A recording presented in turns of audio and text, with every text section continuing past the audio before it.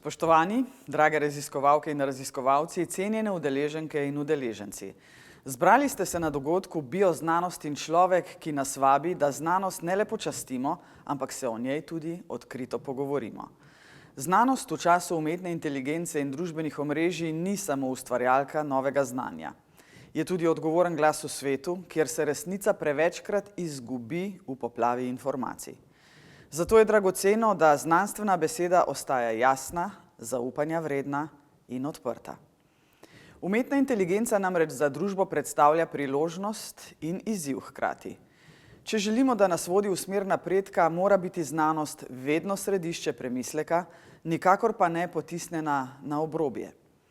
Znanstvena spoznanja ob razpravah o podnebnih spremembah, razvoju in uporabi umetne inteligence, stanju biodiverzitete ali ob soočanju z znanstveno statistiko je marsikdaj spregledana in premalo upoštevana. Ob tem je ključno povezovanje raziskovalcev med seboj z gospodarstvom, odločevalci in družbo, saj to zagotavlja, da znanost ostaja živa in vplivna. Odprti laboratoriji in raziskovalci kot prenašalci znanja ste namreč tisti mostovi, ki družbo povezujete z resnico in navdihom. Prvi praznik znanosti, ki smo ga praznovali včeraj, nas je opomnil, kako dragocena je skupnost raziskovalk in raziskovalcev. Današnji dogodek pa ponuja prostor za dialog in za nova vprašanja, ki se tičejo prihodnosti.